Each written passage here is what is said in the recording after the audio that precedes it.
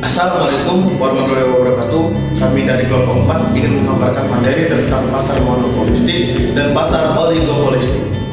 Yang pertama yaitu pengertian pasar monopolistik. Pasar monopolistik adalah sebuah bentuk pasar di mana ada banyak produsen yang saling berkompetensi dengan produk yang hampir serupa, namun memiliki beberapa perbedaan. Karena produk yang diproduksi hampir serupa, masing-masing produsen akan bersaing dari segi kualitas, harga, bentuk, ukuran, serta cara pemasaran mereka. Produsen memiliki kemampuan untuk mempengaruhi harga, walaupun pengaruh tidak sebesar produsen dari pasar monopoli atau oligopoli. Pasar monopolistik, harga bukanlah yang termasuk bisa mendongkrak penjualan, tetapi bagaimana kemampuan perusahaan menciptakan citra yang baik di dalam benak masyarakat, sehingga membuat mereka mau membeli produk tersebut meskipun dengan harga mahal. Oleh karena itu, perusahaan yang berada di dalam pasar monopolistik harus aktif mempromosikan produk sekaligus menjaga citra perusahaannya.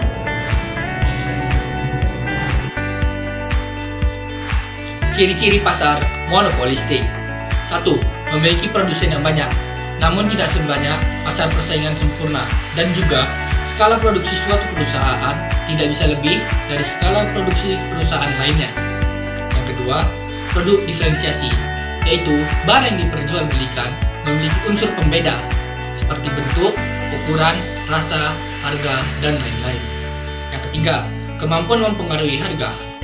Pasar monopolistik memiliki kemampuan mempengaruhi harga, namun kuasanya tidak sebesar pasar monopoli dan oligopoli. Yang keempat, produsen bebas keluar masuk pasar. Itu berarti jika ada suatu perusahaan yang ingin memproduksi barang-barang, maka ia tidak akan mendapat hambatan. Yang kelima, persaingan promosi yang sangat aktif.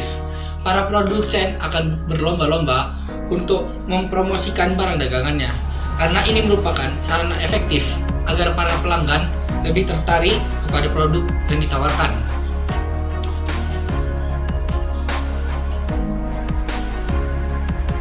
Kelebihan dan kekurangan pasar monopolistik. Kelebihan pasar persaingan monopolistik yaitu 1. Banyaknya produsen di pasar memberikan keuntungan bagi konsumen untuk dapat memilih produk yang dibutuhkan. 2. Kebebasan keluar masuk bagi produsen mendorong produsen untuk selalu melakukan inovasi dalam menghasilkan produknya. 3. Diferensiasi produk mendorong konsumen untuk selektif dalam menentukan produk yang akan dibelinya. 4. Pasar ini relatif mudah dijumpai oleh konsumen karena sebagian besar kebutuhan sehari-hari tersedia dalam pasar monopolistik. Sedangkan kekurangan pasar persaingan monopolistik yaitu 1. Pasar monopolistik memiliki tingkat persaingan yang tinggi, baik dari segi harga, kualitas maupun pelayanan, sehingga produsen yang tidak memiliki modal dan pengalaman yang cukup akan cepat keluar dari pasar. 2. Karena produsen harus selalu mengembangkan inovasi agar dapat bersaing, akan muncul biaya inovasi yang akhirnya dibebankan kepada konsumen mulai dari harga produk. 3. Dibutuhkan modal yang cukup besar untuk masuk ke dalam pasar monopolistik, karena pemain pasar di dalam yang memiliki skala ekonomis yang cukup tinggi. Dan 4. Akan terjadi pemborosan biaya produk pengiklanan.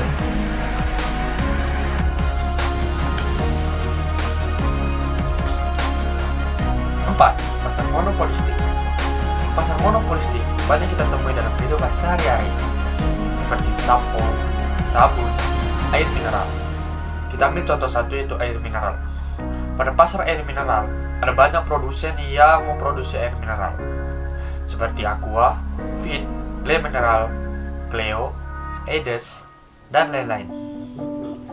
Masing-masing memiliki ciri khas seperti kemasan, ukuran, kualitas yang membedakan produknya dengan produk saingan. Kita ambil contoh satu lagi, yaitu contoh dari sepatu, seperti sepatu Reebok, Adidas, Vans, Eagle, Fila, Nike, dan Puma. Sama-sama memproduksi sepatu, namun masing-masing brand memiliki desain dan keunikannya masing-masing, serta keunggulan yang berbeda-beda. Maka konsumen akan memilih sesuai dengan seleranya. Terima kasih. Faktor-faktor terbentuknya pasar monopolistik. Yang pertama ada ketidakpuasan terhadap pasar persaingan sempurna dan monopoli. Seperti yang kita ketahui, jika produsen pada pasar persaingan sempurna ingin menghadirkan suatu inovasi terhadap produknya, maka produsen tetap tidak dikenai biaya tambahan karena pasar ini menerapkan price taker, yaitu perusahaan atau produsen tidak dapat mempengaruhi harga suatu produk, di mana harga di pasar benar-benar merupakan hasil kesepakatan dan interaksi antara penawaran dan permintaan. Sedangkan, jika produsen atau perusahaan yang ingin memasuki pasar monopoli, perusahaan tersebut terlebih dahulu mendapatkan izin dari pemerintah dan tidak sembarangan yang bisa mendapatkan izin tersebut. Dan pada umumnya, pada pasar monopoli akan berusaha menyulitkan pendatang baru yang ingin masuk ke pasar tersebut dengan menetapkan harga serendah mungkin sehingga perusahaan baru yang memiliki modal kecil akan sulit bersaing. Dengan demikian, produsen yang tidak puas dengan sistem pasar persaingan sempurna dan pasar monopoli pun banyak yang berpindah ke sistem pasar monopolistik, yang mana produsen dapat menentukan harga dan produsen mudah keluar masuk pasar. Yang kedua ada sumber alam. Sumber daya alam yang sangat melimpah ruah di Indonesia yang membuat produsen mudah terjun dalam industri monopolistik karena sangat mudah mencari bahan baku maupun bahan pendukung dalam memproduksi suatu barang. Yang ketiga ada produk diferensial, sehingga membuat produk atau produsen lebih mudah dalam persaingan dan harga seperti iklan atau promosi.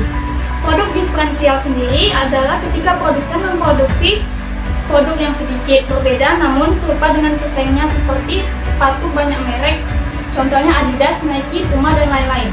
Maksudnya, pada dasarnya harga bukan penentu utama dalam pasar monopolistik, melainkan pada keunggulan atau keunikan dari produk. Sehingga dibutuhkan promosi yang aktif dari setiap produsen untuk menanamkan pada setiap konsumen bahwa barang atau produk yang dijual produsen tersebut lebih unggul daripada yang lain. Memaksimalkan keuntungan. Dalam memaksimalkan keuntungan atau laba dalam pasar persaingan monopolistik dibagi menjadi dua. Yang pertama adalah memaksimalkan laba dalam jangka pendek. Keuntungan maksimal perusahaan dapat tercapai ketika perusahaan tersebut terus-menerus memproduksi barangnya. Dan yang kedua, memaksimalkan laba dalam jangka panjang. Semakin banyak perusahaan yang baru masuk ke dalam pasar monopolistik, maka keuntungan pasar akan normal. Tidak ada keuntungan dan tidak ada kerugian.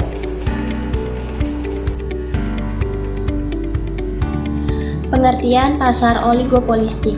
Sebenarnya, pasar oligopolistik hampir sama seperti pasar oligopoli. Pasar oligopolistik adalah salah satu bentuk pasar persaingan tidak sempurna, di mana hanya terdapat beberapa produsen atau penjual dengan banyak konsumen atau pembeli. Sehingga untuk tetap bertahan, para produsen harus terus-menerus memasarkan produk mereka untuk menarik perhatian konsumen. Pasar oligopolistik memiliki persaingan yang sangat ketat. Jika ada perusahaan yang ingin memasuki pasar ini, maka perlu strategi yang mumpuni karena pada sistem pasar ini sering dilakukan untuk menahan adanya perusahaan baru yang ingin memasuki pasar. Sehingga persaingan harga sangat sedikit di antara produsen lainnya.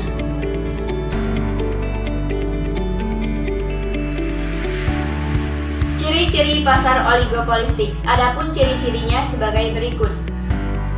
1. Memiliki dua produsen atau lebih sedangkan jumlah konsumen sangat banyak dan beragam. Maka dari itu, pasar oligopolistik disebut sebagai pasar persaingan tidak sempurna. 2. Produk yang dijual bersifat homogen atau sejenis namun mutunya berbeda, sehingga jika satu produk tidak laku bisa digantikan dengan variasi lain. 3. Menjadikan kebijakan produsen utama sebagai acuan, jadi produsen lain hanya perlu mengikuti kebijakan dari produsen utama. 4. Harga pasar relatif sama dengan perbedaan yang sangat tipis.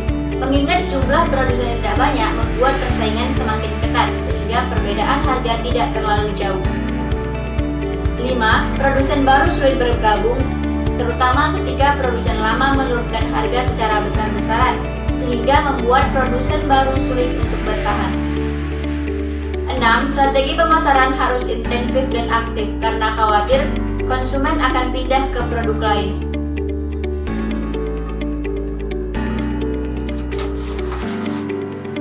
Kelebihan dan kekurangan pasar oligopolistik.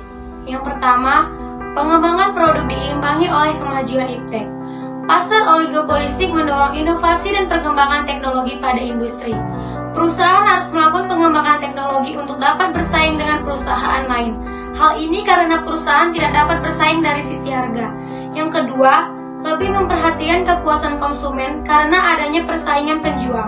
Kepuasan konsumen sangat terpengaruh karena bisa saja dengan ketidakpuasan seorang pembeli dapat membuat pembeli lain ikut tidak puas dan beralih ke produk lain. Yang ketiga, adanya penerapan teknologi baru. Penerapan teknologi baru sangatlah bermanfaat. Jika teknologi yang semakin berkembang tidak diikuti oleh perusahaan, bisa jadi pembeli akan membeli produk dari perusahaan lain yang memberi penerapan teknologi terbaru. Kekurangan pasar persaingan oligopolistik.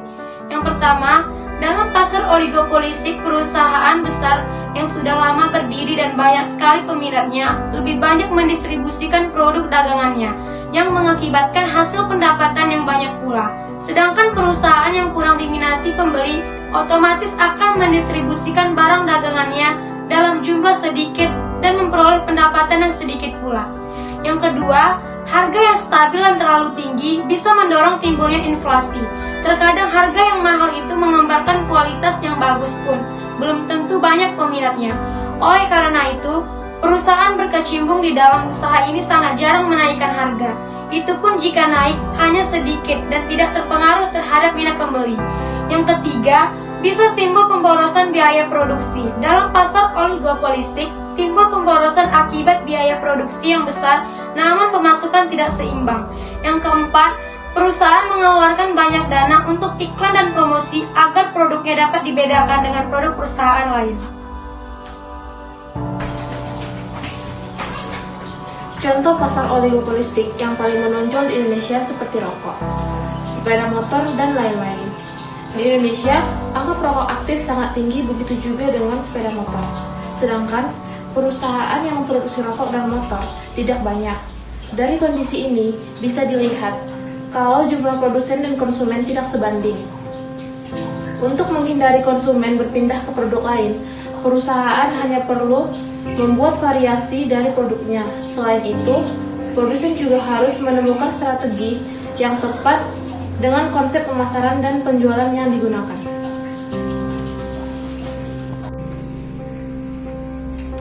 Faktor penyebab pasar oligopolistik. Adapun faktor yang menyebabkan terjadinya pasar persaingan oligopolistik yaitu yang pertama, skala ekonomis. Pada umumnya, perusahaan dalam pasar oligopolistik didukung oleh teknologi padat modal dalam proses produksinya. Hal ini bisa dikatakan bahwa membangun suatu industri di dalam sistem pasar ini membutuhkan dana yang sangat besar dengan sumber daya yang besar pula. Contoh industri yang berada di dalam sistem pasar oligopolistik yaitu industri otomotif. Pada industri ini, produksi akan mencapai skala ekonomis apabila jumlah produk yang dihasilkan sangatlah besar. Dan yang kedua, itu ada kompleksitas manajemen, yaitu perusahaan harus cermat dalam memperhitungkan setiap keputusan agar tidak menimbulkan reaksi yang merugikan dari perusahaan lain. Kemampuan manajemen yang sangat baik agar mampu bertahan dalam struktur industri yang persaingannya cukup kompleks. Terima kasih.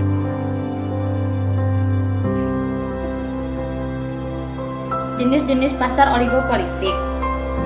Secara umum, pasar oligopolistik terdiri dari dua jenis. Yang pertama, oligopoli murni atau pure oligopoli adalah pasar di mana barang yang diperjualbelikan bersifat identik, misalnya semen, air mineral, seng, dan lain-lain.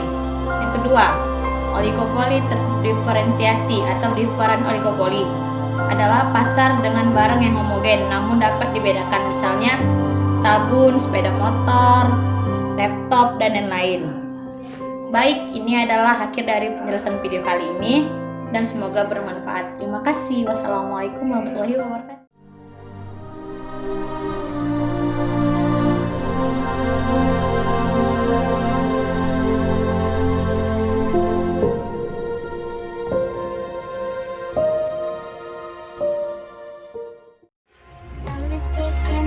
That's alright, that's okay. You can think that you're in love when you're really just in pain.